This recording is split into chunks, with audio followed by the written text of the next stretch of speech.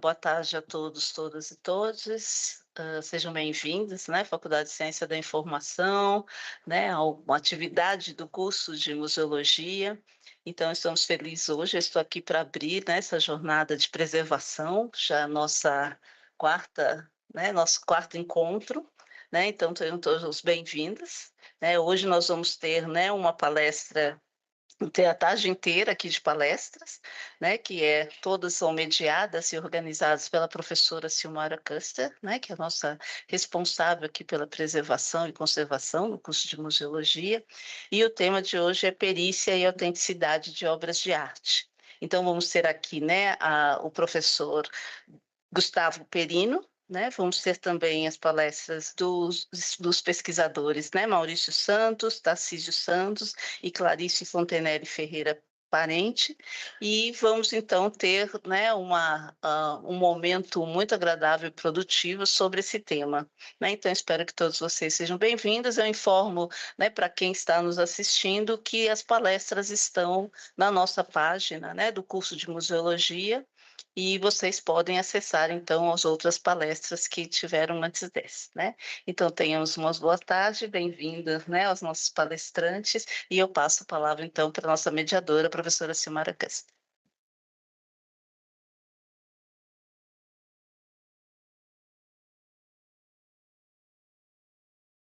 Boa tarde a todos, todas, né? Hoje nós damos continuidade a mais uma jornada de preservação com um tema muito importante, autenticidade de obras de arte.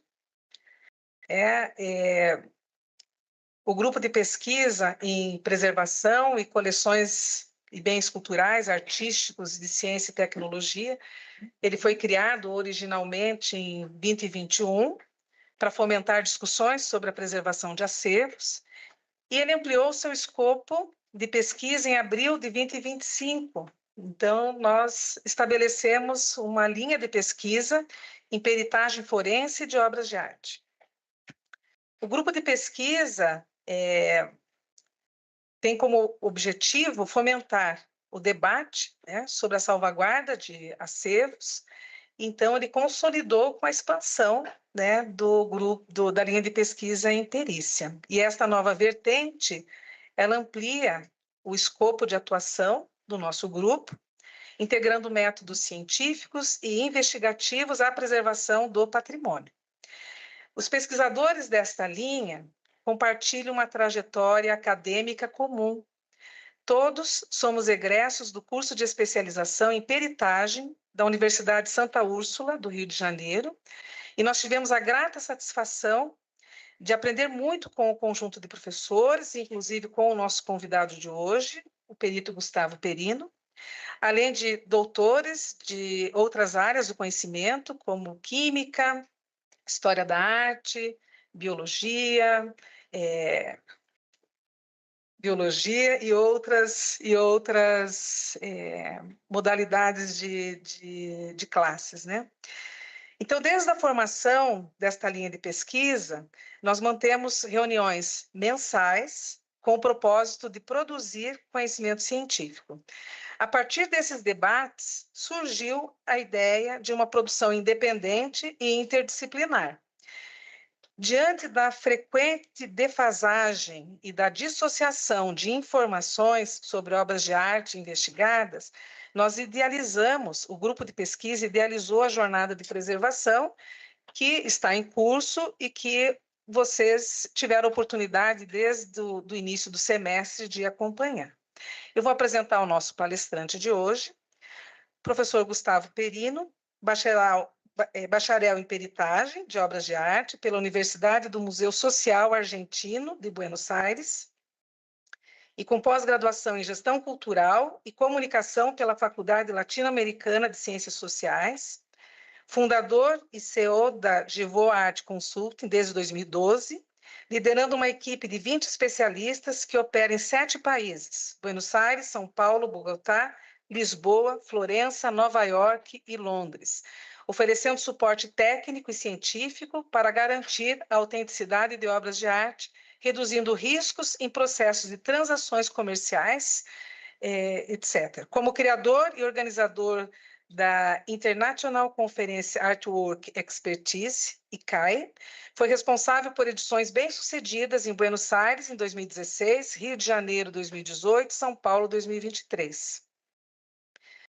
Sua trajetória é reconhecida por importantes instituições, como a Associação Artístico-Cultural Oswaldo Gelt, o Projeto Emílio de Cavalcante e o Projeto Sérgio de Camargo, nas quais atua como perito credenciado. Além disso, é professor universitário e coordenador do curso de pós-graduação em peritagem de obras de arte na Universidade de Santa Úrsula e no Centro Universitário Unitalo, no Brasil. Professor Perino é coautor dos livros La Prática Profissional del Peritaje de Arte, Espanha 2024, Estudos Críticos do Patrimônio, Brasil 2023, além de diversos artigos acadêmicos. Também é perito judicial inscrito no Tribunal de Justiça de São Paulo e membro ativo do Instituto de Avaliação e Autenticação de Obras de Arte, I3A, Antecipa, e do Comitê Científico da Universidade Antônio de Nebrija e de Madrid.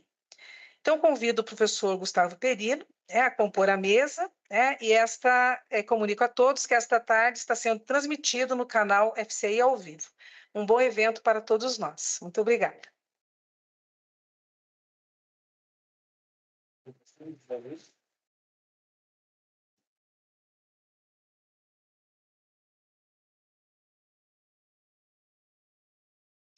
Juliana, pode pôr a apresentação, professor?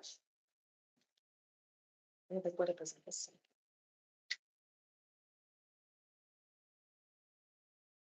Vai ter que pôr em tela cheia, né?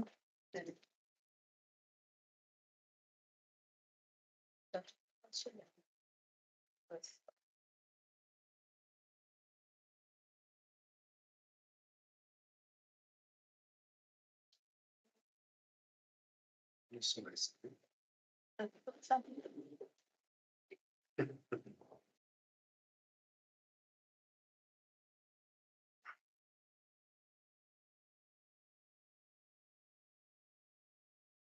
Bom, boa tarde a todos.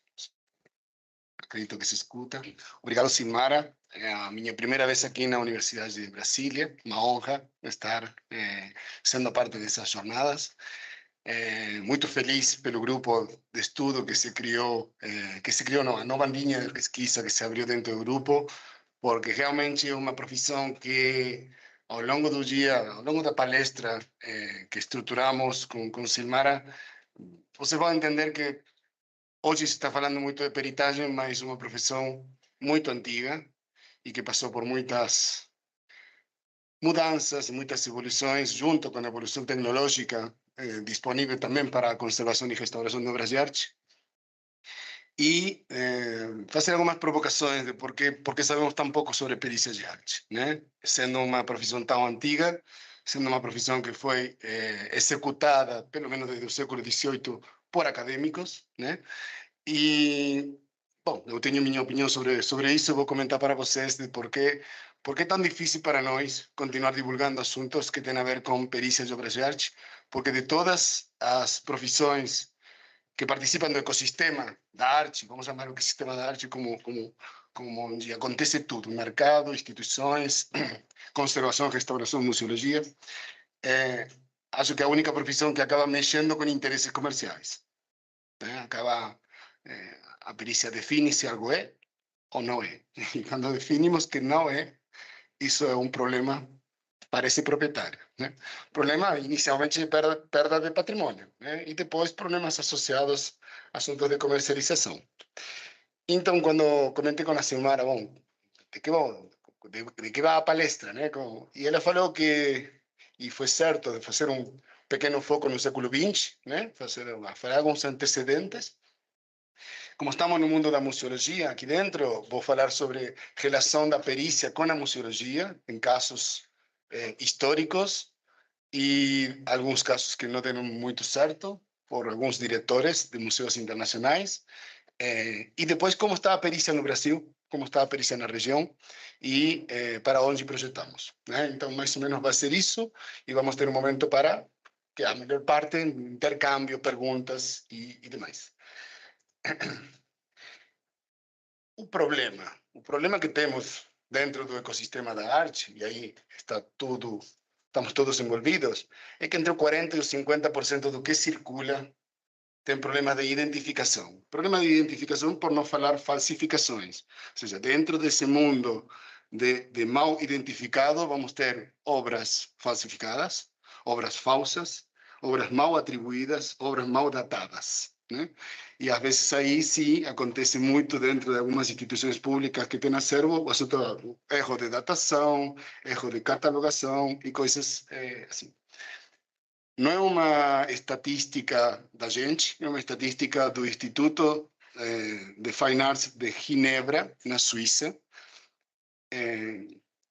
Pelo que sabem, Ginebra é um lugar onde estão os maiores bancos do mundo e tem reservas técnicas especializadas em obras de arte. Então, esse laboratório trabalha para esse tipo de obras de arte que estão nesses bancos. E se eles falam que os 50% do que eles tratam já tem problema de identificação, que fica para nós, né? Em distintos acervos ou próprio mercado de arte. Então, temos um problema sério, porque realmente a metade do que circula está suspeito, por falar de uma maneira mais não tão trágica, né? Estamos falando só de falsificações. Giovanni Morelli, por mencionar o grande perito que seu método foi apresentado em 1890 e foi popularizado já no início do século. Infelizmente, Giovanni Morelli ele apresenta seu método e ele morre. Então, ele não viu seu método ser implementado. Até o dia de hoje, continuamos implementando parte do método Morelli. Ele falava que o perito de arte comparável é o detetive que descobre o autor de um crime, porque está baseado em evidências imperceptíveis para a maioria. Realmente, eu sempre que tento a possibilidade de aclarar que a perícia deve ser um processo lento, porque no processo lento e de ver e rever e analisar as evidências que a gente tirou da fotografia desse primeiro encontro, a gente começa a enxergar coisas que no início a gente não viu, né? Então, necessariamente é um processo de assimilação de dados para chegar, e às vezes estamos, para nossa surpresa, às vezes estamos 2 meses trabalhando numa obra, achando que ela né? Está é tudo compatível, até que aparece um dado que virou completamente o resultado. Então, gosto de aclarar isso porque existe muito na prática do mercado de avaliar as coisas por fotografia. E permanentemente, entre comerciantes, clientes, se passam pelo SAP, o que você acha dessa obra, né? E as opiniões estão sempre, né? E essas opiniões às vezes condenam uma obra porque a pessoa que viu a fotografia não gostou, e na verdade estamos falando de uma obra autêntica, não estamos enxergando direito como está feita, como é seu envelhecimento, qual é seu estado da superfície. E, por outro lado, entender que um falsário, uma pessoa que se dedica a criar uma obra de arte para enganar, ele vai copiar a forma. Então, o que a gente primeiro vê que é a forma, é óbvio que uma falsificação boa vai se parecer a uma obra autêntica, né? Infelizmente, o que mais acontece é pessoas que avaliam, condenam, aprovam e desaprovam obras de arte baseadas em fotografias.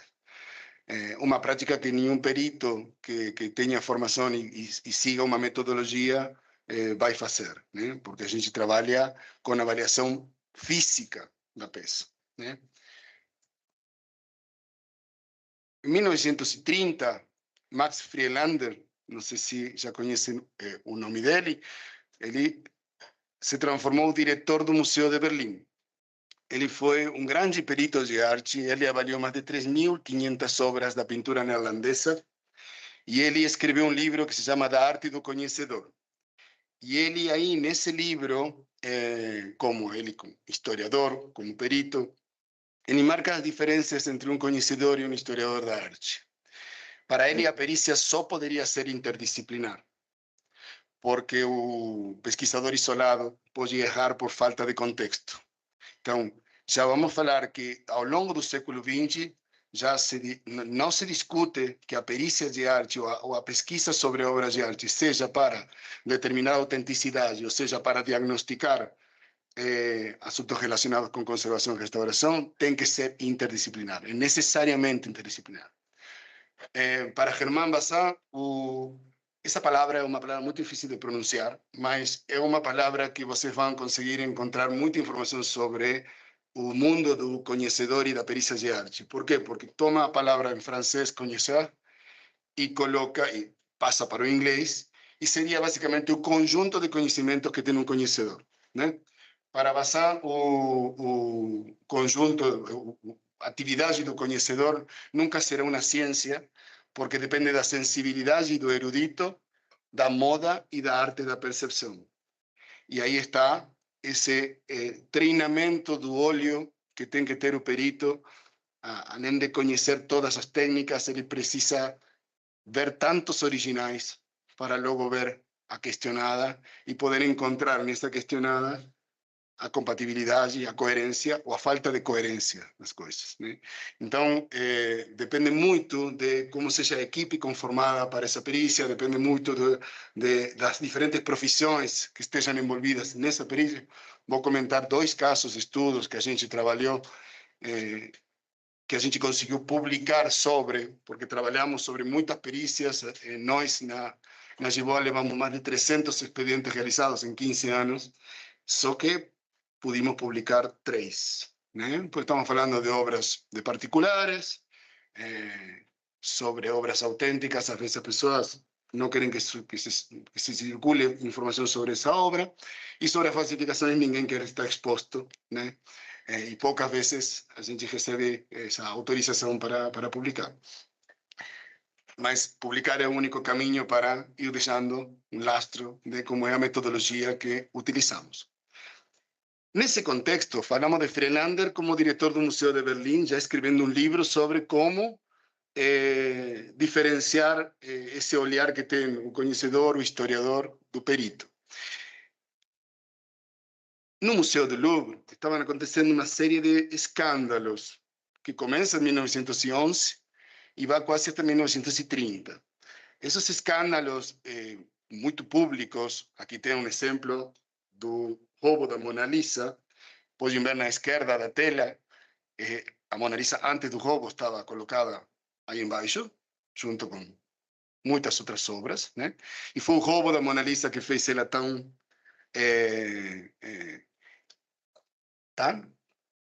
icônica, né? A partir de seu retorno, né? Supostamente, brevemente a história é: se rouba, passou para um ateliê, o falsário fez 6 cópias, as 6 cópias se venderam supostamente para colecionadores dos Estados Unidos que estavam já dispostos a comprar uma obra roubada, e depois se recupera a obra. Mas quando se recupera a obra, que estão as fotos do recupero, né? Algo aconteceu.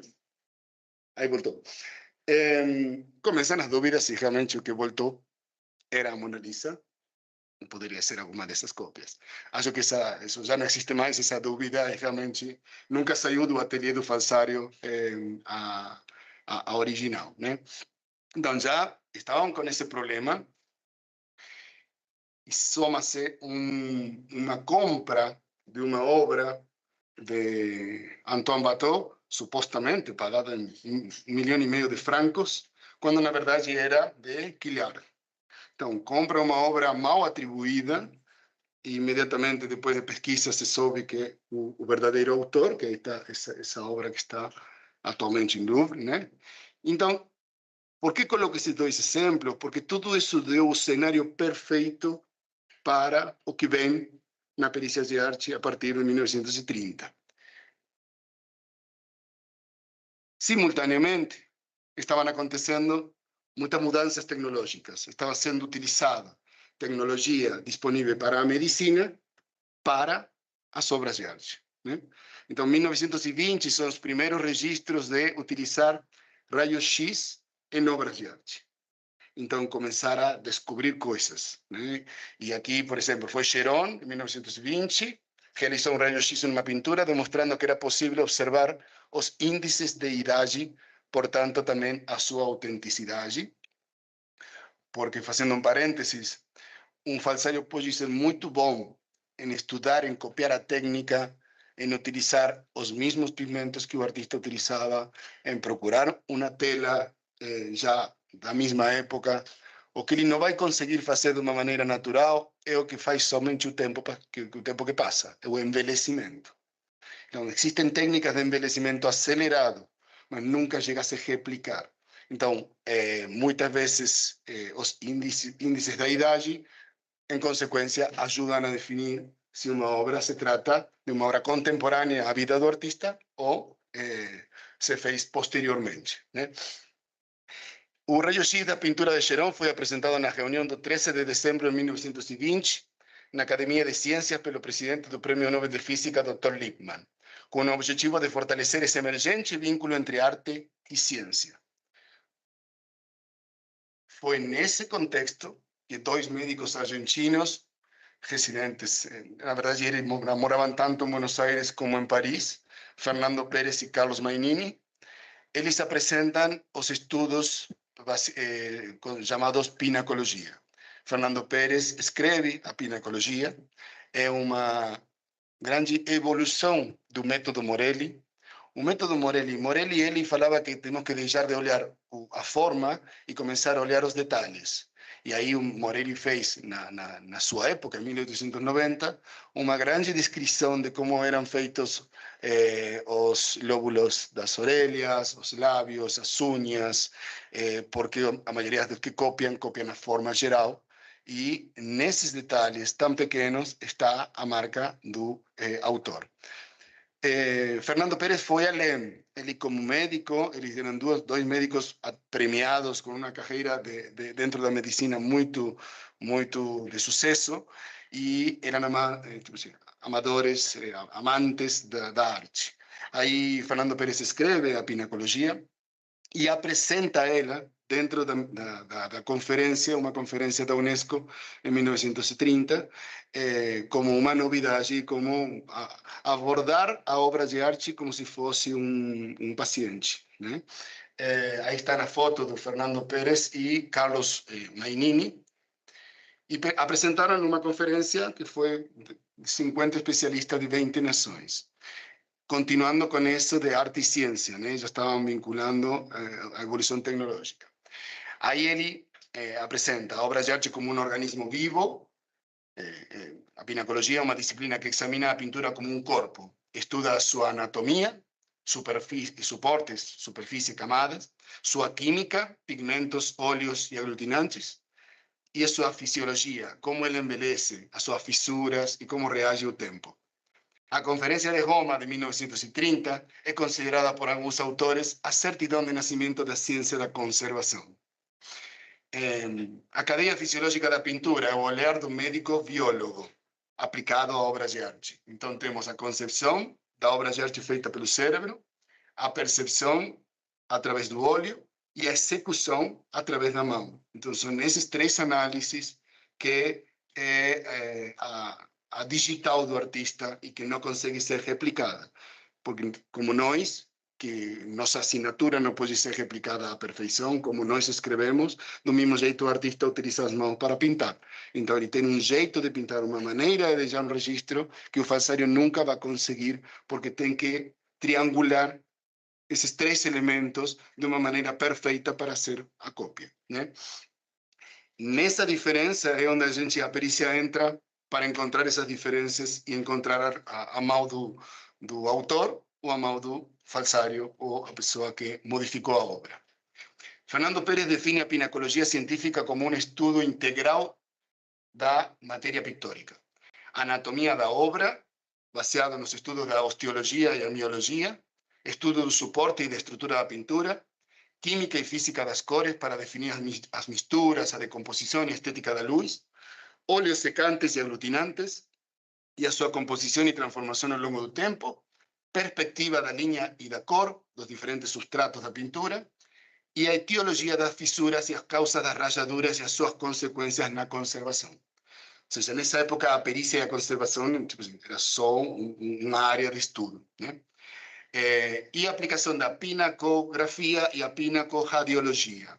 porque tem, através da utilização de ferramentas, como temos que ler um raio-x, né, feito sobre obras de arte.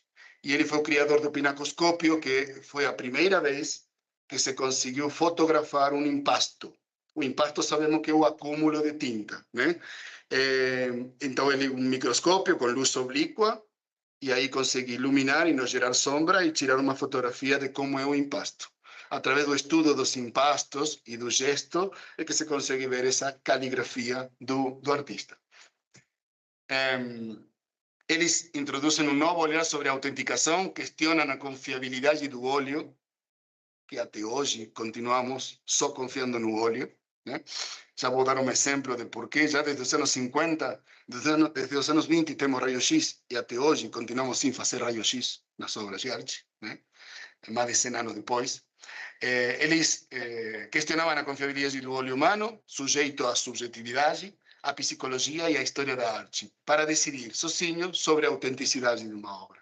Eles não descartam todo esse conhecimento ancestral, mas eles falam é insuficiente do ponto de vista metodológico, né, de estudo científico. Então, eles propõem uma abordagem do médico-biólogo, a pintura é um documento fisiológico, resultado de uma sinergia entre o cérebro, o olho e a mão do pintor. Além de autenticar, a pinacologia diagnostica e previne. É um olhar profilático sobre a obra. A obra deixa de ser apenas observada e passa a ser diagnosticada como um organismo vivo. Então, 1931, eles têm a possibilidade, não a possibilidade, foi um conjunto de situações boas. Carlos Mainini tinha uma excelente posição econômica, tinha muito dinheiro, casou com a prefeita de Paris, então tinha também contatos, e conseguiu financiar a instalação do Instituto Mainini dentro do Louvre, que realmente é o que hoje é o laboratório de restauro do Louvre. Foi inaugurado em outubro de 1931.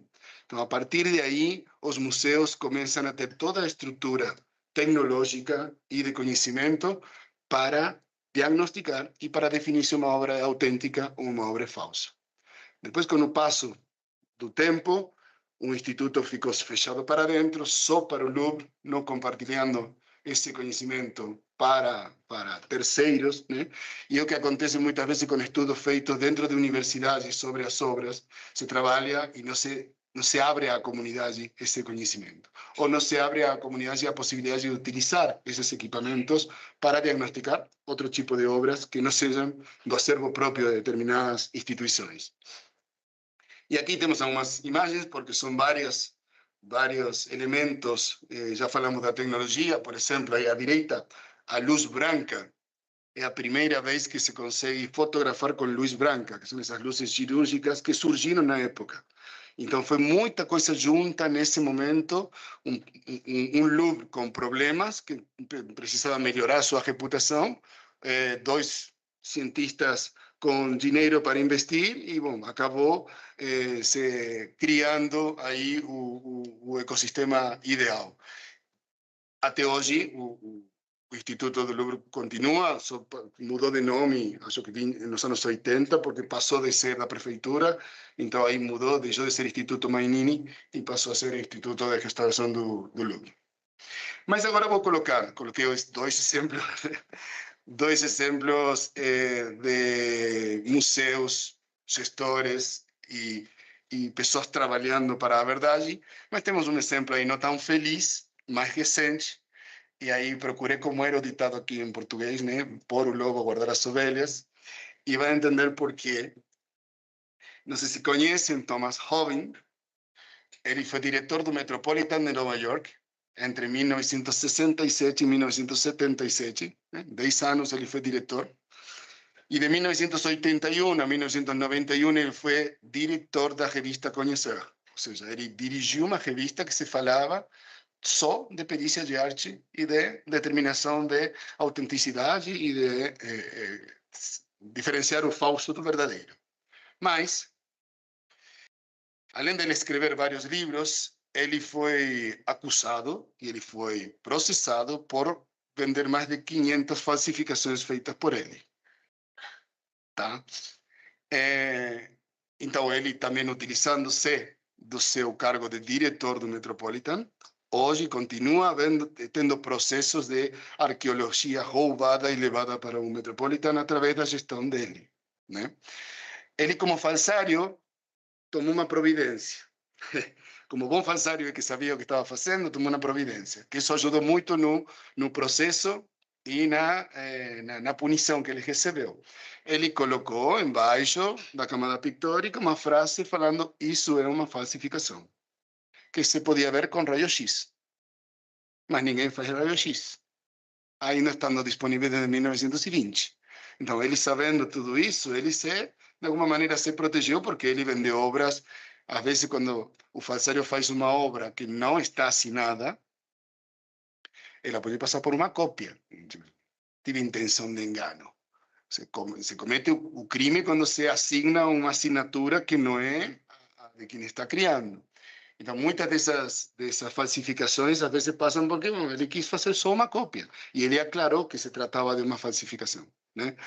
Então, muito picareta, mas, infelizmente, estamos falando do Metropolitan de Nova York, não estamos falando do museu perdido no Texas, né?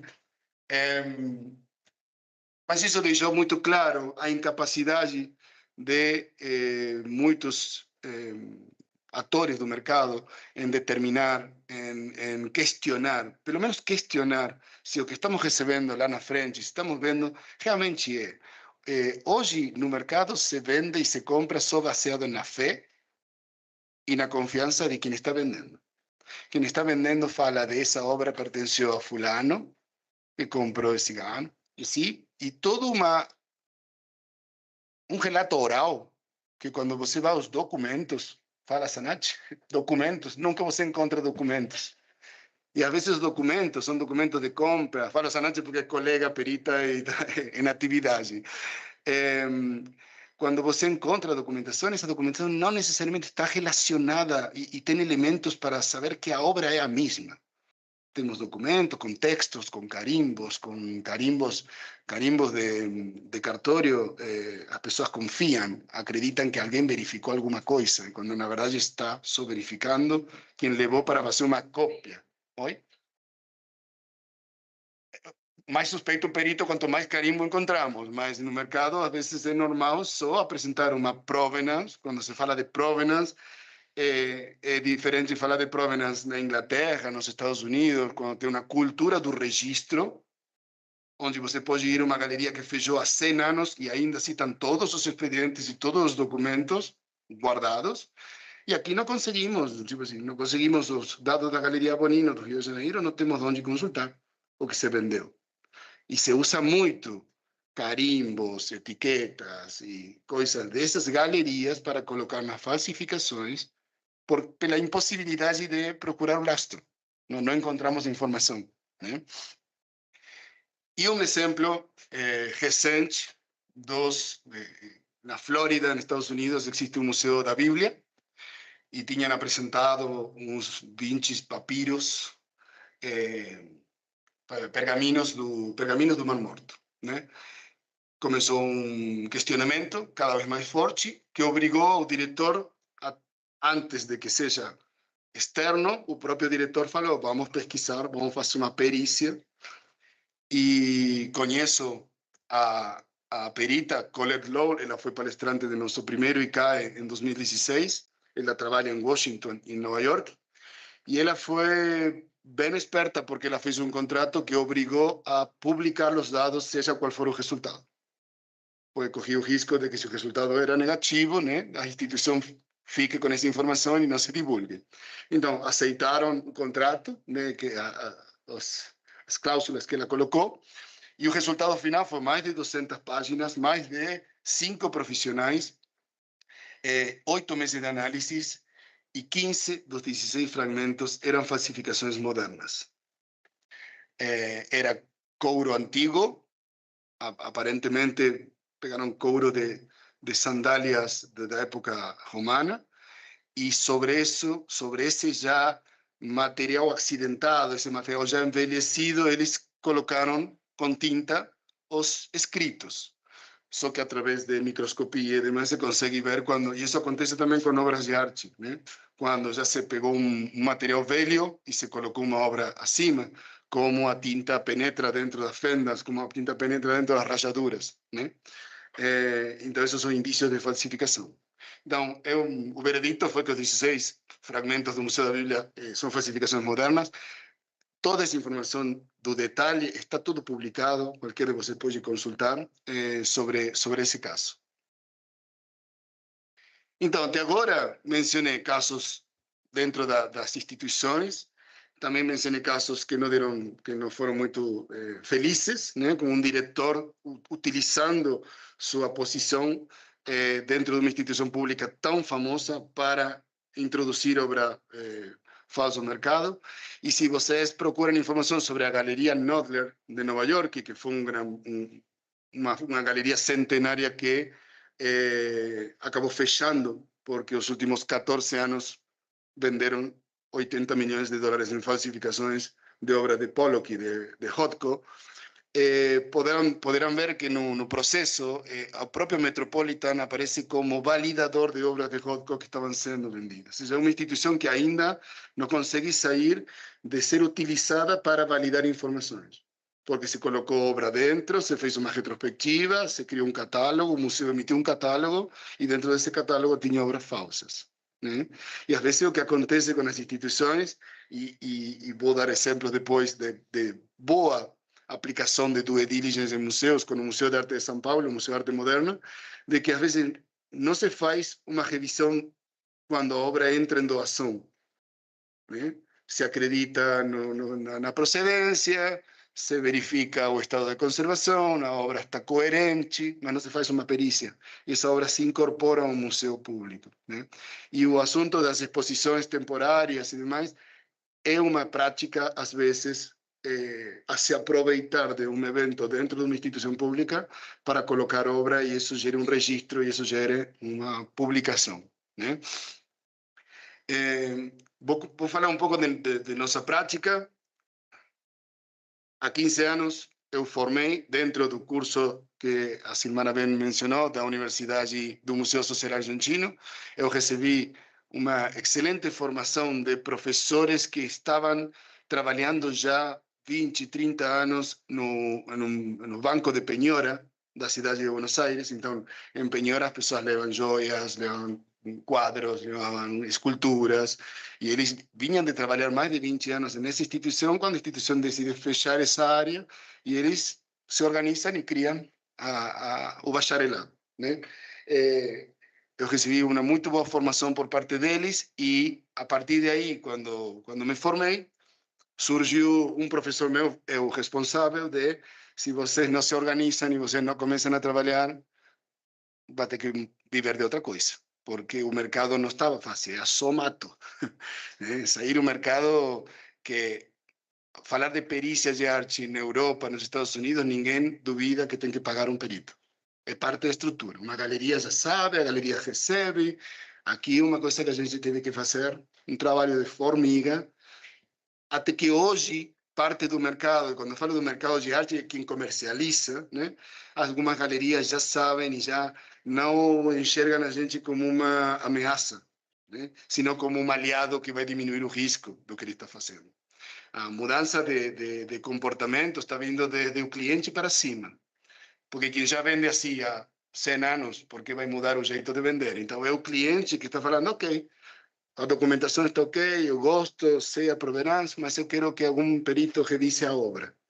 Então, temos trabalhado sobre obras já certificadas, publicadas em Raisonné, que o cliente, sabendo que esse Raisonné está questionado, decidiu fazer uma perícia e ainda se confirmar com perícia técnica que essa obra é. Então, em 2012, fundei a Givô, surgiu lá em Buenos Aires. Até hoje, são mais de 10 profissionais que estão em Buenos Aires e levamos mais de 300, como falei, 300 pesquisas já realizadas. E temos essa presença, essa territorialidade, porque acabamos entrando em contato com profissionais que têm formação semelhante a nós e que estão nessas cidades que mencionou no início da apresentação. E em Londres e em Reino Unido e nos Estados Unidos, Art Discovery é uma empresa parceira da Giboa que nos permite, por exemplo, iniciar procesos de pesquisa de obras de artistas muy famosos, de artistas que son de Estados Unidos o que son muy relevantes. A gente tem que ter conhecimento de nossas limitações. Quando se trata de obra europeia, a gente precisa de um parceiro in loco, trabalhando no país onde o artista produz, procurando informações de primeira para nos fornecer, e nós depois fazer todo o processo de pesquisa, e no caso, vamos colocar um caso de um artista muito famoso, será um Picasso, o que a gente faria é uma perícia de atribuição, porque sabemos que esse é o início do caminho para chegar, um caminho das pedras para chegar lá na Europa, para continuar com o processo de validação. Né?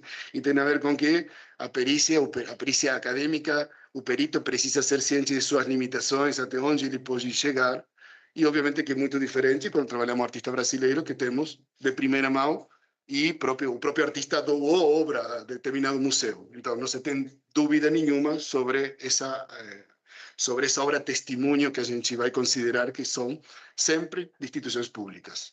Né? Como se desenvolve?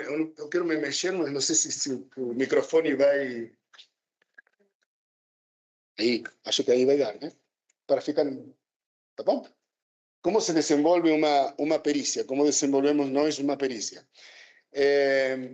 Para simplificar, são 3 aspectos. O aspecto contextual histórico, aspecto estético-técnico e aspecto material.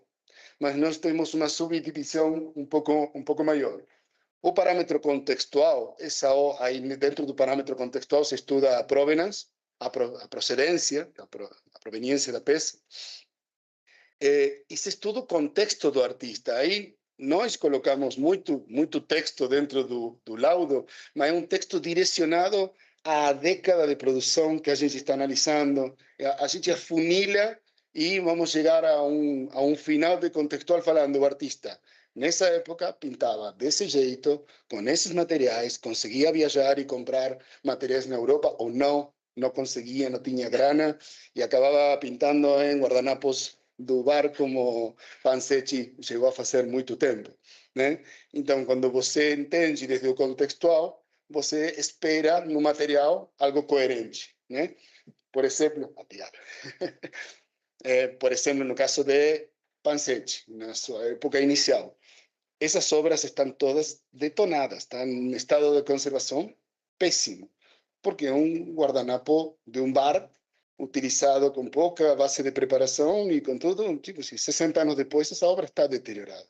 Distinto a um artista que já tinha o capricho de comprar obra, tecidos europeus, importar e fazer com os melhores materiais.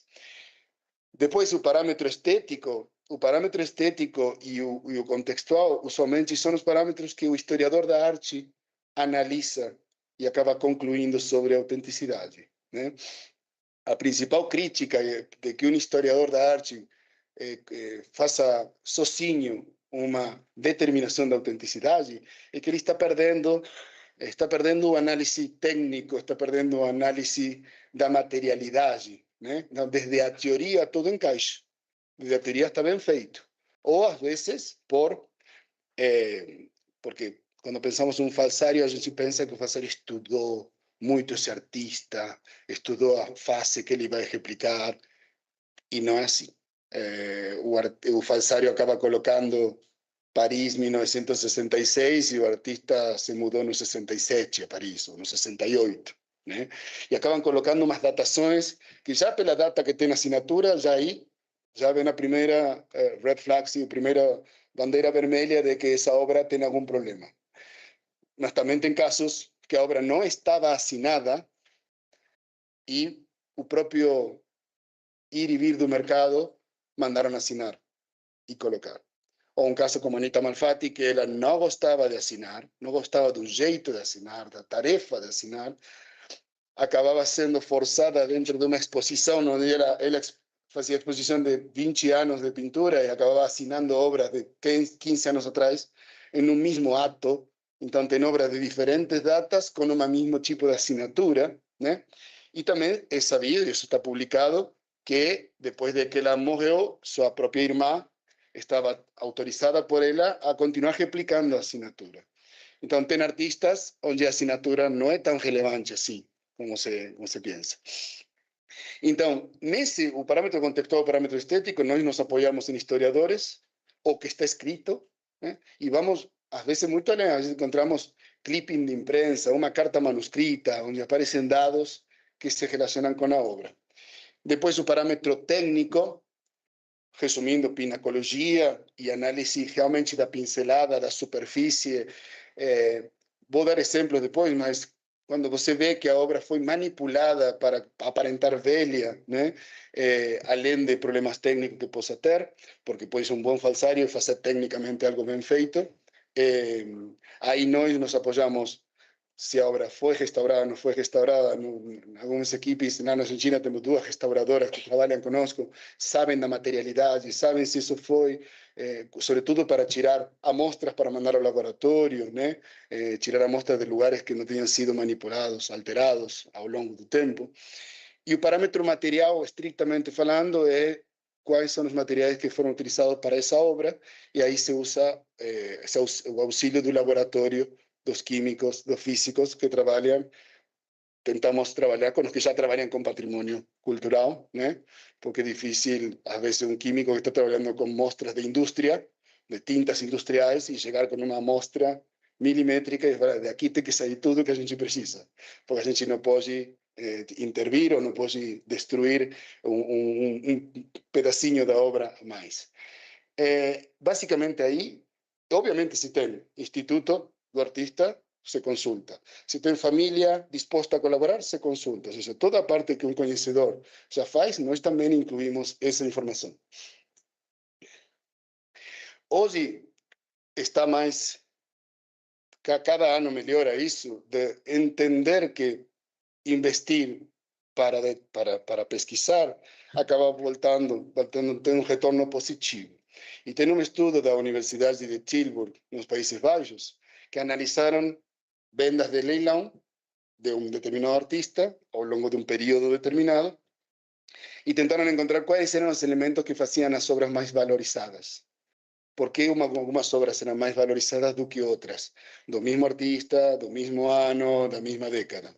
E eles chegaram a concluir que 4 elementos são os que fazem que uma obra possa atingir até um 54% a mais de valor que uma semelhante do mesmo ano, que não tem ou provenance comprovada, o qual é muito difícil, quando falamos de provenance comprovada, é ter o lastro perfeito de que saiu do ateliê até a atualidade, com documentação que comprova isso. Praticamente no Brasil isso não se encontra, né? Provenance comprovada não se encontra. Se pertenceu a uma coleção renomada, aí isso sempre é um pouco um fetiche do comprador. Se já pertenceu a alguém importante, vai tentar pagar mais para ter essa obra que estava na casa dessa pessoa famosa. Literatura verificada, e quando falo de literatura verificada, não falo de um catálogo de leilão, falo de um livro em que participou a instituição, participou a família, participaram historiadores, e que se tentou validar o que está colocado dentro desse livro, e perícia de autenticidade. Então, hoje é muito mais claro, ainda que o cliente não possa traduzir isso numa venda e falar, olha, aqui está com perícia, vou cobrar mais, mas aos poucos vai mudando de que investir para pesquisar não só é uma segurança jurídica, a pessoa sabe que a obra que está vendendo é uma obra autêntica e não vai voltar, né? E um galerista, se auxilia de um perito, é o perito que está falando que a obra é autêntica, não é ele que está falando que a obra é autêntica. Então, se houver algum problema, é o perito que responde, e não o comerciante. Porque intrinsecamente no mercado da arte, desde sempre houve conflito de interesse.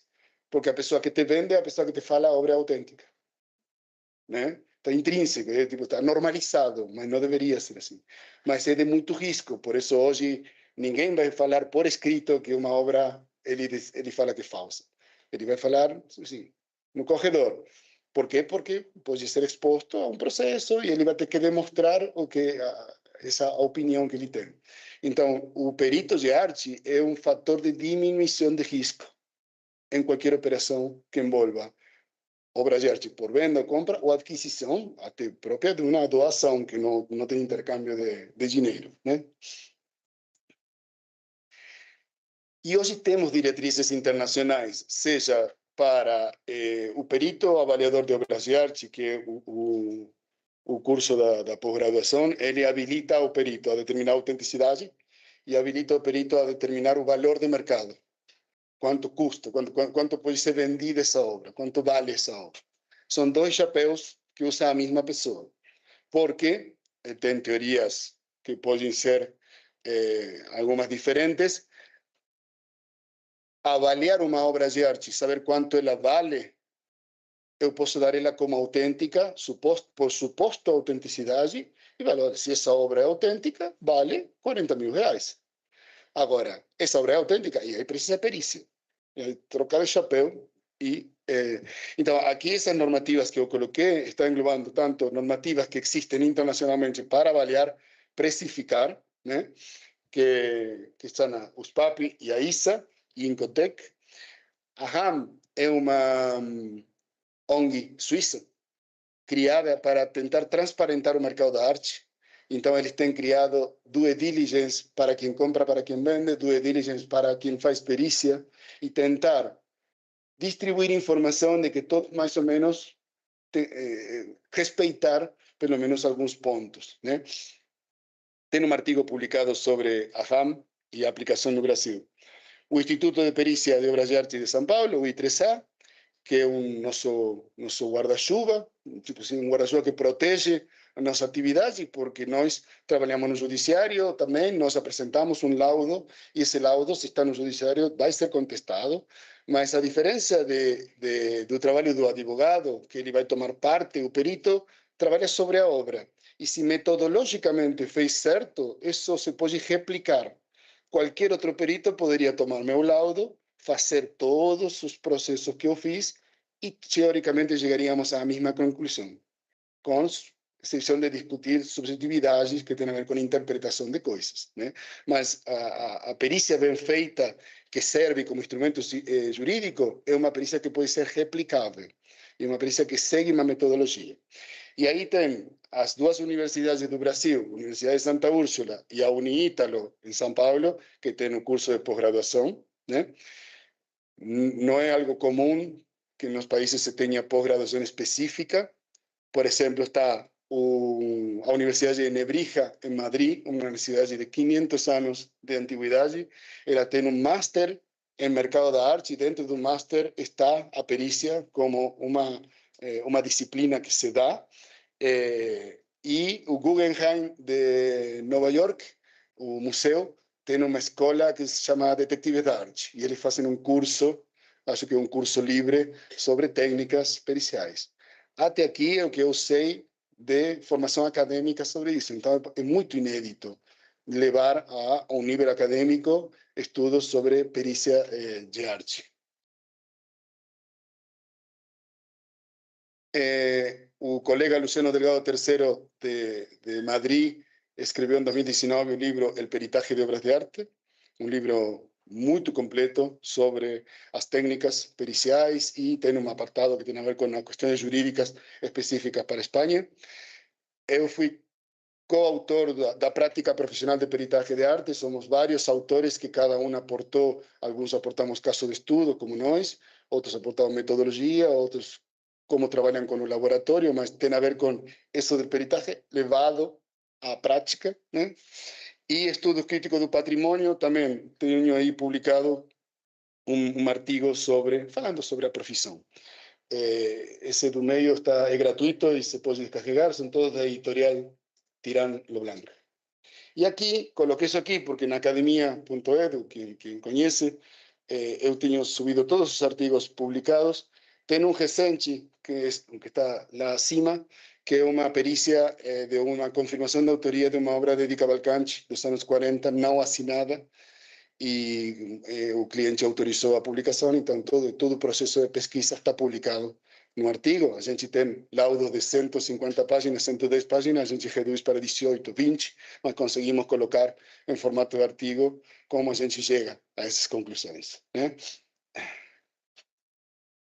recentemente, na quinta-feira, não, na terça-feira, foi o lançamento de um colega que lançou esse livro aqui no Brasil. Acho que é o primeiro livro que aproxima muito o trabalho feito por perito avaliador e perito de autenticidade. E já, você viu na Amazon, já está, né? Tá.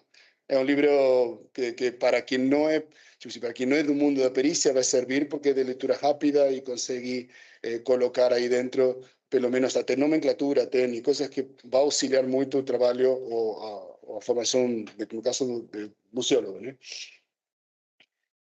E para quem gosta, né, a gente não só lê livros, senão a gente vê seriados e demais, tenho aí para sugerir Fake or Fortune, todas as temporadas estão em YouTube, todas. É um programa feito pela BBC de Londres, um programa muito bem feito, muito bem feito. São dois peritos que levam em frente diferentes casos e realmente replica muito bem como é o trabalho que a gente faz.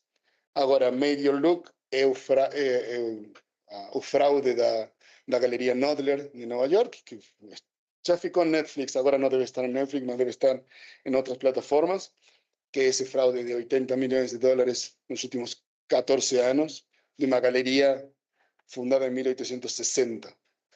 E ainda está em Netflix Beltraki, que é um falsário alemão para ver e também. Que acontece? Às vezes se acaba romantizando o trabalho do falsário, né? Acaba se popularizando mais e as pessoas acham que está pegando os ricos, né? E na verdade não. A falsificação de obras de arte é o terceiro mercado informal do mundo e se usa as obras de arte para financiar o terrorismo internacional. Então não é brincadeira, não é algo que tira dinheiro dos ricos.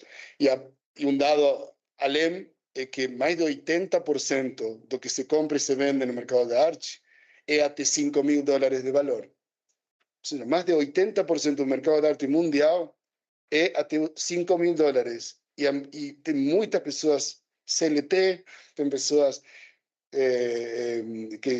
empresas pequenas que têm sua grana e vão e compram uma obra de arte. Então temos que tirar da cabeça de que é só um negócio que afeta a pessoas muito muito ricas, que eles nunca são afetados, né? Sempre em cascata. E temos lançado essa semana de novo um curso que funcionou, que a gente fez um curso EAD, assíncrono. São mais de 60 horas de conteúdo e se chama Curso de Identificação Técnica de Obras de Arte, que é o ABC da perícia. Então, é um curso onde vocês vão ver materialidade, diferenciar, como tentar diferenciar visualmente o acrílico, a tinta acrílica do óleo e da têmpera, como são os diferentes tipos de chassi, como são os tecidos de lino, algodão, e tem um dos módulos é perícia grafotécnica aplicada, a identificação geral da assinatura, e claro que não é um curso que habilite a ser perícia, mas é um curso que vai complementar com muita informação técnica, né? E tem a ver com que às vezes a partir de determinada informação você vê uma ficha catalográfica assim, não, essa técnica não é, essa obra não tem essa técnica. Ou a famosa técnica mixta, né? E aí coloca técnica mixta porque não conseguimos identificar. Então, para quem trabalha com patrimônio, é um curso que tem funcionado muito bem e a gente fez um código de desconto, UNB 10, que é um 10% de desconto. O curso não é caro e vocês conseguem fazer quando quiserem. Tipo, são vídeos e tem apostilhas e demais. Tá? Acho que esse cupom está vigente até domingo, né? E aqui vou mencionar dois casos de estudo. Não. Dois casos de estudo que temos, um que conseguimos publicar, os dois conseguimos publicar. Uma que é uma obra que não se tinha dúvida que era autêntica, mas não se tinha documentação nenhuma. Então, e por que não se tinha dúvida que era autêntica? Porque a obra está na família lá na Argentina desde 1830, pouco tempo depois da morte de Aleijadinho, né?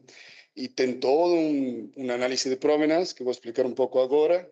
Então, quem comprou, depois de todos esses anos, mais de 100 anos na mesma família, foi comprada por duas pessoas e se encontraram com que tinham a obra, sem dúvida, né? Mas não tinham documentação. Então, tinha que criar uma documentação que comprovasse que essa obra é de Aleijadinho. Obviamente que a gente trata como se fosse uma obra questionada qualquer, porque tipo, que a Provenance fale isso, a gente tem que falar sobre a materialidade e falar sobre a obra. É uma obra de objeto devocional, pequena, está publicado na revista Restauro, todo o processo, de 130 páginas, com o Tarcísio Pereira Bastos, que vai expor depois, a gente reduz esse laudo e passamos a um artigo científico, está disponível. E aqui, um pouco da Provenance, existia uma empresa naviera muito importante na Argentina, que eram pró-Espanha quando chegou a época da independência. Então, chegou um momento que a família teve que exiliar para se salvar, né? E se exilia ao Uruguai, e do Uruguai vai para o Rio de Janeiro. Até que o governador de Buenos Aires consegue dar amnistia e eles voltam. Quando eles voltam do Rio de Janeiro, levam joias e levam o objeto devocional de presente, que tinha sido comprado do ateliê. Mas qual é o problema que eu tinha inicialmente como perito? Se levanta um tijolo e aparece um pesquisador de Aleijadinho. Eu não queria pegar esse trabalho. Falei, gente, tem tanto pesquisador de Aleijadinho. O que acontece? Quando pesquisei todos os livros escritos sobre Aleijadinho, e praticamente nenhum fala de técnica, nenhum fala de processo de construção. São livros muito bons desde a história dele, os mitos, né? De se foi ele, se foi o ajudante, o discípulo e demais. E até os que estão catalogados como Aleijadinho pelo antigo IFAM, que tinha outro nome, né? São feitos porque tinham um recibo de pagamento à ordem do Antônio Francisco Lisboa. Mas que ele tinha recebido dinheiro não é garantia nenhuma de que ele tenha feito ou que um discípulo tenha feito. Então, a gente eu parti, num momento, depois de analisar tudo, de das últimas publicações sobre Aleijadinho, que fala, deixemos de falar sobre o Aleijadinho e falemos do ateliê. É uma marca coletiva. Estamos falando de obras de arte sacra, onde a autoria é secundário, é a devoção de criar esse objeto. E até porque era uma realidade que ele estava com discípulos, e se ele realmente tinha todos esses problemas físicos, né, chegar a produzir a quantidade de peças que saíram do ateliê, então a gente considerou marca ateliê. Então a gente conseguiu confirmar de que essa obra se corresponde a todas as obras que estão consideradas pela história, pela provenance e demais, como dele. Mas não só pelo que está escrito, senão pelo que a gente conseguiu provar. Então são 3 momentos do estilo do Aleijadinho. A primeira parte que é a formação do estilo dele, depois que os autores chamam a realidade idealizada, e o terceiro seria a terceira fase, a espiritualidade sublimada, que chama um autor. E estas obras são muito refinadas, são muito bem acabadas, até porque são as obras devocionais, né, para culto privado. Então, se fez análise estético, técnico e material. Por exemplo, analisar outras obras, outros cristos, como são feitos, como foi feita a talha, como são as dobras, né? As dobras feitas sobre a madeira, como estão resolvido o assunto do bigode, da barba, não só de Cristo, sino também de outros santos feitos pelo ateliê. Estudos técnicos sometidos a análisis biométrico de reconhecimento facial para encontrar esses encaixes que realmente o artista fazia com essas proporções, né? Por exemplo, aqui na direita da imagem são 4 obras diferentes. E como por transparência conseguimos tentar comparar a obra questionada e encontrar esses encaixes de que, independentemente de que mudasse, se era um Cristo ou era, as faces eram muito semelhantes, né? Então, a gente vai comparando e confirmando por comparação que é o processo de pesquisa de perícia de arte desde 1790, que foi a polêmica de Dresde, que determinou que comparando obras auténticas com a questionada conseguiríamos determinar se essa obra é. Só para aclarar, o perito Jorge não fala sobre a autêntica. Eu não falo sobre a autêntica. Eu não estive lá quando se fez essa obra. Então, estou comparando e essa obra se corresponde com a produção estudada. A produção estudada, qual é? Está no laudo. Quantas são? 15 obras, 20 obras, 30 obras. A partir do padrão dessas 30 obras, eu consigo falar essa obra se corresponde em todos os parâmetros. Né? Mas não falamos, em consequência, é uma obra autêntica.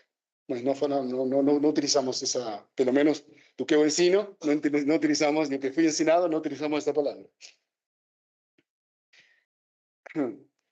É uma peça talhada em 3 partes, todo o corpo é só uma peça de madeira e os 2 braços colados, por uma peça pequena, então não tinha parafuso.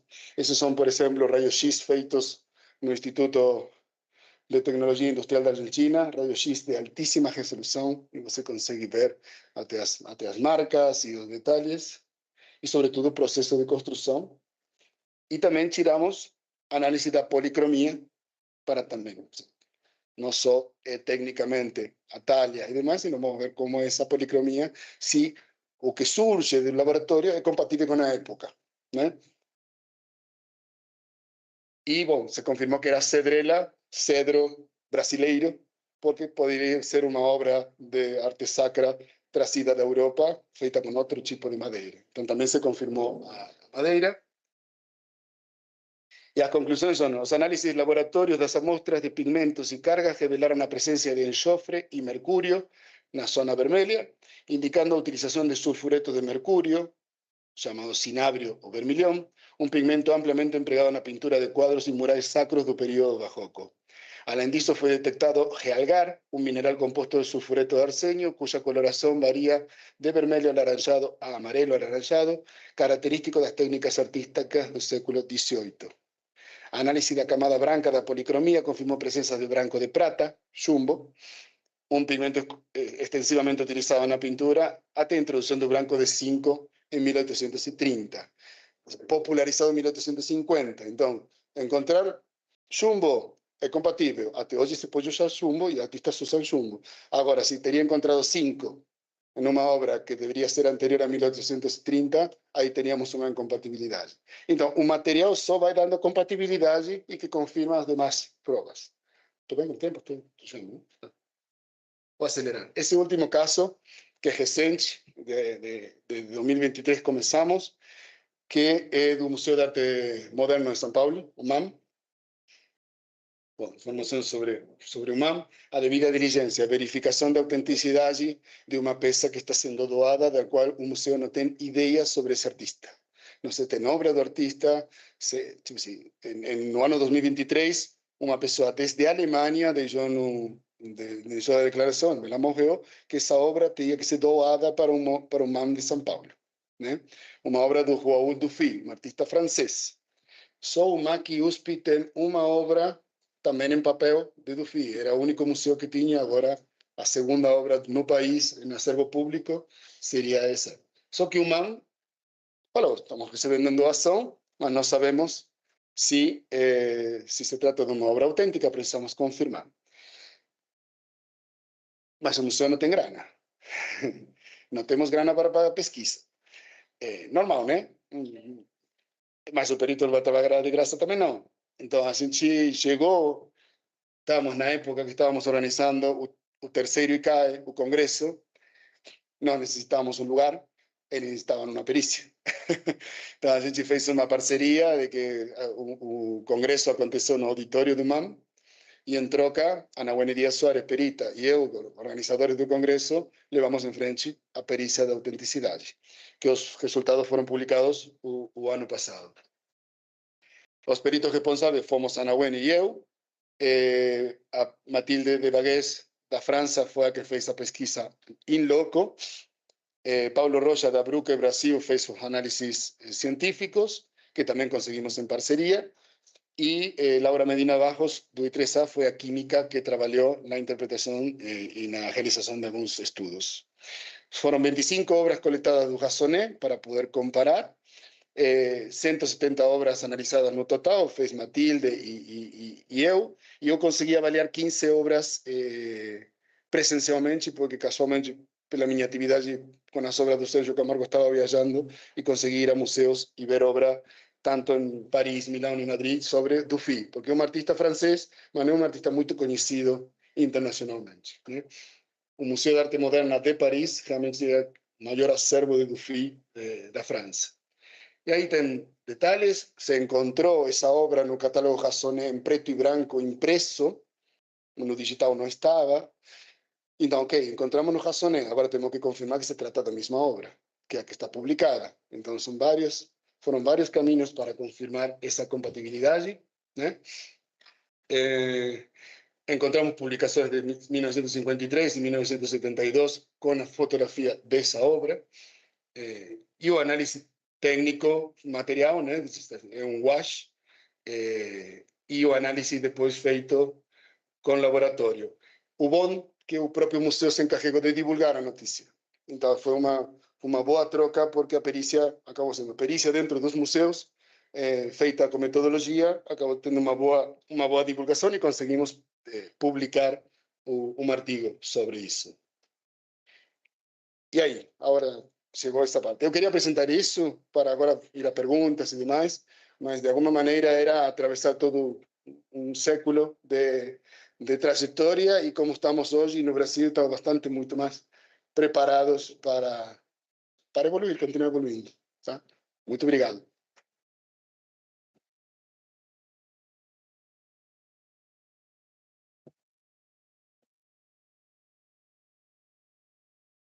Obrigada, professor Gustavo, pela brilhante explanação. E nós vemos assim o quanto é complexa a área da perícia, o quanto é complexo ser museólogo, catalogar obras, né, diante de um contexto que é preocupante, né? Eu gostaria, antes de abrir para questões, eu tenho uma curiosidade do professor que trabalha com perícia. Qual o artista brasileiro mais falsificado que nós temos, que assim que nas suas pesquisas, né, conseguiu verificar? Tem um índice? Tem vários, né? Mas o top 3 era de Cavalcanti, Guiñar e Pansetti, não? Porque tem a ver com artistas que fizeram muita produção. Você vai, Anita Malfatti tem muita falsificação, mas está bastante catalogada, muito mais difícil ainda, tendo milhares de falsificações da Tarsila, é uma produção muito mais pequena, mas o próprio G, ele fez quase 8.000 obras na sua vida, né? E eu posso chutar que tem mais de 40.000 obras circulando no mercado. É uma coisa absurda. E encontramos tinta fresca nas obras, né? Ele morreu no 76 e ele ainda cada dia pinta melhor, porque tipo, assim, as obras estão frescas, chegam a nossas mãos com o óleo ainda em processo de secagem, né? Mas não se salva ninguém, tipo, todas estão sendo falsificadas. Mas o que denuncia mais? É a tinta fresca ou a forma de fazer do falsário? Não, a forma de fazer do falsário, a maioria das falsificações são... É gritante. É gritante, são ruins, são ruins. Tecnicamente falando, às vezes a forma, eles conseguem fazer a forma, mas muitas das revisões acabam já com uma conclusão negativa já na revisão, porque já se encontram 4 ou 5 elementos de que isso não é do ano 53. E aí eu percebi, primeiro, em defesa do comerciante, ele não deve ser perito, ele não deve saber sobre materialidade, mas acabam sabendo muito pelo olho, né? Pelo olhar. Não, isso se parece, se parece, se parece. Mas ninguém enxerga a superfície, ninguém enxerga o estado da superfície. Se está muito nova, acreditam que foi uma restauração. E não é uma restauração, a obra é nova. Ou às vezes o tecido é velho, mas que está colocado acima é novo. Então, uma grande quantidade de falsificações estão muito mal feitas, e acaba se aceitando, por exemplo, coisas da vida do artista ou de Cavalcanti, não? Por sua vida boêmia e também às vezes por sua por ficar com cachaça muito uma noite. E as pessoas no mercado, não, esse dia ele não estava bem e por isso fez isso. Ele podia estar trêbado, mas a anatomia da mulher ia estar proporcionada, perfeita e até quizás melhor que quando não estava, né? Então, se acaba aceitando obras ruins, justificando de que o artista também nem sempre fez coisa boa, ele pode ter tido um dia ruim, né? Não é assim. E se comercializa. Mas também, só um chamado de atenção, se a obra está sendo vendida por um terço do valor, é suficiente bandeira vermelha para saber que você está entrando num risco e uma prática muito ruim que estão tendo algumas casas de leilões e algumas galerias, vendem muito barato, ou seja, no mesmo leilão que você vê, tem obra do mesmo artista em 150 mil reais e uma obra semelhante em 20 mil. Não se justifica, de jeito nenhum. Mas vendem essa 20 mil e quando o cliente vai reclamar de que a obra não é boa, então me traz uma perícia de autenticidade falando que a obra é ruim e eu devolvo o dinheiro. E a perícia de autenticidade vale o mesmo que eu pago pela obra, né? Então, isso ajuda a proliferação de ida e volta de obra falsa. Então, primeiro, que chama a atenção é se você está pagando muito barato, tendo tantas pessoas expertas no mercado que elas pegariam antes de que nós, algo está errado. Eu tenho mais uma questão antes de abrir para o grupo. Podemos dizer que a pinacologia ela pode estar aberta ou está aberta também para utilizar os recursos hoje da inteligência artificial para algumas análises? Como que você... Boa pergunta, porque já há muito tempo há circulando na internet muita informação sobre uma empresa suíça com muito financiamento por trás, prometendo que com inteligência artificial se determina a autenticidade. Já 5 anos depois está dando problemas, porque basicamente, se eu carrego um padrão de comportamento e analisa uma forma, a inteligência encontra essa forma na obra, haveria compatibilidade. Se duas coisas são iguais, vai dar ok. Somos nós que temos, a intervenção humana é a que dá essas nuances e esses detalhes. Então, não estou negando, pelo contrário, a inteligência artificial nos vai ajudar muito. Existe agora no FBI, Colette Lowell, que fez o Pergaminho do Mar Morto, ela colabora com o FBI. O FBI desenvolveu um software baseado em inteligência artificial só para ir encontrando tudo o que está publicado na internet ou que apresente o que seja muito diferente. E aí traz e analisam pormenorizadamente. Mas se é muito semelhante, vai dar como autêntica. Então, não quer dizer que não evolua. Claramente vai evoluir e não sabemos até onde, mas vai precisar da intervenção humana sempre. Acredito. Precisamos. Sim. No microfone, por favor, que tem gente online aqui, ó.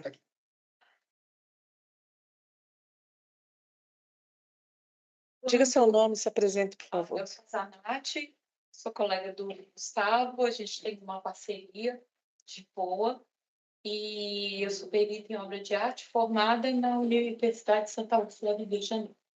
Sou da primeira turma. Então, só complementando, teve algum momento que um colega falou, porque a inteligência artificial vai acabar com o trabalho do perito. É uma coisa... Bom, nesse caminhar todo, a gente entende que é um auxílio, né, que é uma coisa que está aí para todo mundo, né, se valer, mas era igual a fotografia. A fotografia com a obra de arte veio para acabar com a obra de arte, com o retrato pintado? Não, de forma nenhuma. São ferramentas que a gente está, né, que a gente pode se valer agora como auxiliar, mas jamais vai tirar o mérito e o trabalho de um perito. Então, assim, vai acabar a IA, né? Não, de jeito nenhum. Então, só para... Está sendo divulgado muito assim, como uma solução mágica, mas precisamente é isso. Se duas coisas são iguais, tem sido uma premissa na perícia grafotécnica que se duas assinaturas são iguais, uma é falsa, porque nós não assinamos duas vezes igual, né? Então, cada assinatura nossa é diferente cada vez, então aí existiria esse risco. Obrigada, professor. Obrigada, Zanete. Alguém quer fazer alguma pergunta? Por favor, tem aqui, Augusto, por favor.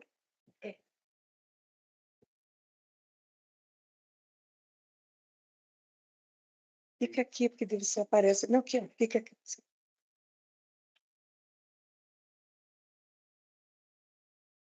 Boa tarde, professor. Obrigado, professora Silmara, pela oportunidade da gente ter essa semana, né, esses eventos aqui.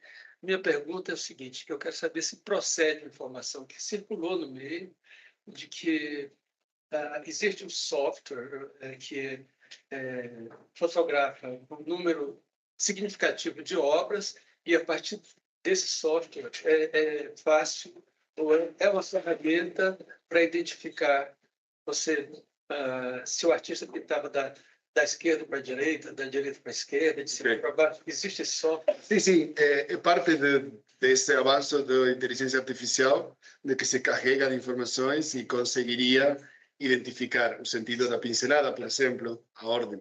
E também, muitas vezes, são utilizados para criar novas obras do jeito exatamente que o artista fazia, né? Com impressora 3D. Então, acaba fazendo uma obra que visualmente é perfeita, é uma cópia perfeita, uma réplica, mas está feita com materiais contemporâneos. Se utiliza muito para quando acessibilidade, né, para que quem não vê consiga tocar a obra, então tem museus que fazem réplicas, né? Só que depois essa mesma tecnologia pode ser utilizada para comercializar falsificações. Exatamente. Uma pergunta em tom de brincadeira. O seguro de vida de quem faz peritagem é muito alto? Não, mas não é brincadeira, não. Espera aí. Nos Estados Unidos, en Manhattan, a Corte de Nueva York acabou otorgando que o perito possa estar não publicado seu nome. Deu anonimato ao perito pelas ameaças. Quando você mexe com obra de 30 milhões de dólares, vai ter interesses, né, para ir atrás de você. E, de verdade, é a única legislação que avançou ao ponto de deixar dentro do processo oculto os nomes dos peritos que auxiliaram o juiz. Aqui estamos extremamente longe disso, mas você acaba mexendo com quadrilhas gigantescas, né, que vendem permanentemente obras que saem de 3.000, 4.000 reais, mas a volumes altíssimos. Então, qualquer coisa por transparentar isso, como qualquer outro mercado, mas não é tanta brincadeira, não, a pergunta foi super apropriada. Mais alguma questão, por favor?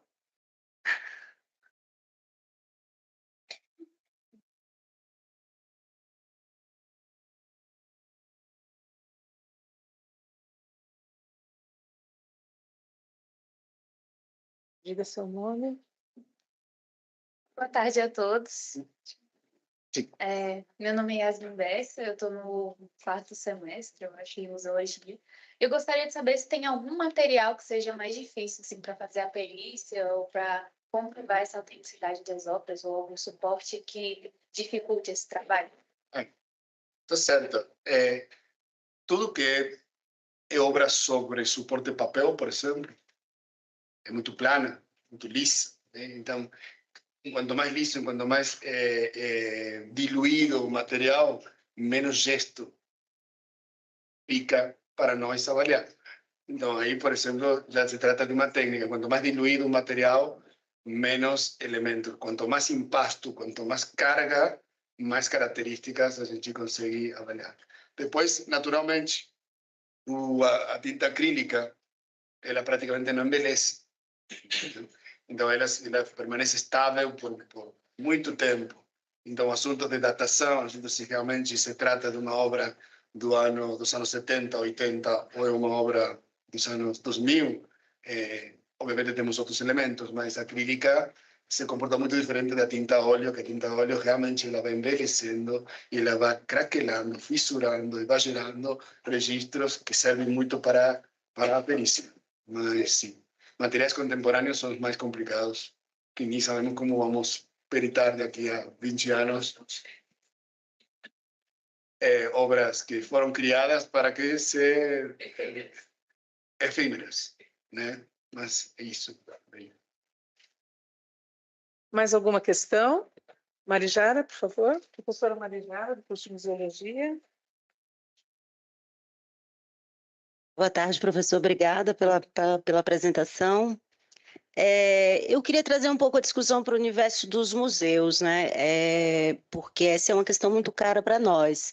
Em geral, os museus, como prática para evitar as falsificações, né, incluídas em seus acervos, a gente adota políticas muito severas, né? O que acaba tensionando o crescimento, prendendo aqueles acervos em tamanhos muito controlados e evitando um crescimento maior. Os museus de arte sofrem muito mais isso. Por exemplo, o Museu Nacional de Belas Artes, que é vinculada do IBRAM, é um exemplo, né? Eles têm muita dificuldade de ampliar o acervo artístico, exatamente pela falta de políticas que facilite essa entrada, já que é um museu estatal, e o risco de se aventurar em aquisições que não sejam controladas pela procedência, né? Porque esse termo procedência, que aliás vocês têm um nome muito bom em espanhol, eu gostei, vou usar. Eu gosto, mas a proveniência e a procedência é que acaba marcando esse histórico e dando alguma credibilidade para os museus adquirirem ou não essa obra, né? Porque eles não têm esses peritos em seus quadros para avaliar pela estética, que vai para um campo filosófico, para avaliar pela técnica, que vai por um campo mais histórico. Então, pela falta de peritagem dentro dos museus, a gente acaba, eu falo a gente porque eu trabalhei muitos anos em museus também, como museóloga, eu também acabei adotando uma política de aquisição mais rígida, muito mais rigorosa, né? E que engessa de fato as coleções. E aí, para a gente entrar nessa conversa, eu vou dar um exemplo de um artista argentino, que é o Caribé, né, que é muito conhecido no Brasil e muito popularizado.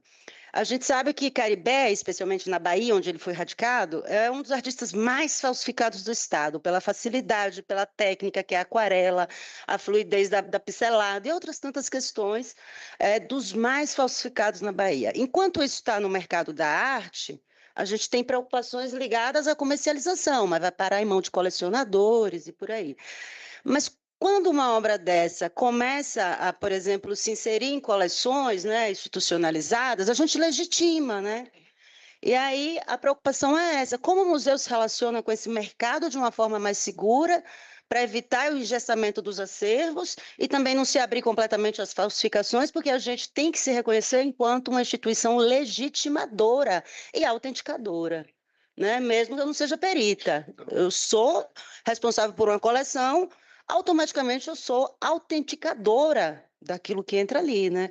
Então, essa é uma preocupação séria para nós e é caro esse assunto, porque é tensa a relação, né? Perfeito, Obrigada. perfeita a tua colocação, porque eu acabei confirmando, não vou falar o nome do museu, um dos principais museus de São Paulo, fazendo uma perícia, revisando os expedientes, encontrando uma doação em 2008 de uma obra da Anita Malfatti, que estava só baseada na propriedade de quem estava doando. Porque foi, fulano está doando, a restauradora fez o condition report, o comitê aprovou a incorporação da Anita Malfatti ao acervo público, entendeu? E pode ter gostado da obra, gostado da forma, mas a obra não foi analisada. Por outro lado, não tem verba para a pesquisa, né? Então, da maneira que acho que as instituições públicas podem colaborar é na divulgação permanente da problemática, porque também é um assunto velado, né, dentro das instituições. Não vamos falar disso. Nos toca, nos afeta, mas não vamos falar disso. Nós, cada vez que fazemos perícia, vamos aos museus públicos, visitamos a reserva técnica, acessamos a informação e, como prática, nós, na GIVO, devolvemos uma cópia do laudo ao museu para incorporar informações novas. Melhor, a partir dessa perícia que foi feita numa obra semelhante, eles vão e procuram, nossa, tem estas características materiais e poderia servir para pesquisa interna dentro do museu. Mas o exemplo do MAM São Paulo e do Raul Dufy foi um exemplo de uma parceria. Se consegue dar um jeito para resolver uma situação. Claro que não se conseguiria em todas as obras que estão sendo doadas, mas acredito que dentro das instituições que medianamente já têm estruturas, a incorporação de um perito ou de terceirizado, de pessoas que colaborem com os equipamentos internos. Há parcerias com universidades e demais. tem muito para fazer sobre isso. E tem muito, como a própria Silmara mencionou, tem um grupo de estudos relacionados, grupo de estudos para a perícia. Então, tem muito pesquisador já preparado para poder colaborar. E às vezes nem sempre é exatamente a troca econômica o único caminho. Pode ter feito parcerias e demais. Mas compartilhamos essa preocupação, porque o museu é legitimador, ele é validador, e as grandes colecionadoras sabem disso, mas é uma discussão que tem outro alcance. Nós temos problemas sérios, né, com contratação de museólogos, com regulamentação da profissão, que eu sempre falo, do conservador-restaurador, quiçá do perito, né? Então, é um movimento que, a partir da necessidade das instituições museais, é que nós vamos forçando, digamos assim, né, digamos, uma nova mentalidade dos museus. Né? Desculpa, tem 5 obras esse museu para fazer perícia, não tem verba. Mas você faz uma procura de dinheiro específica para trabalhar essas 5 obras com equipos internos e com peritos. Você mencionou a nossa colega Vilma Pérez Casalé, que é diretora do Palais de Glace na Argentina, ela é restauradora, e ela fala em cada palestra como incorporamos o conservador restaurador, sabemos que precisamos do historiador e, obviamente, do museólogo, se precisa do perito. É uma figura que tem que ser incorporada dentro do radar. Não vamos falar, às vezes nem tem museólogo, museu, né? Não vamos falar que precisa ser contratado, mas tem que estar dentro já do radar, porque existimos e estamos para colaborar, estamos para ajudar nisso. Bom, agradeço mais uma vez, professor Gustavo Perino, pela palestra de hoje à tarde. Nós vamos interromper agora por conta da hora e vamos então para o nosso pequeno intervalo, tá? Muito obrigada.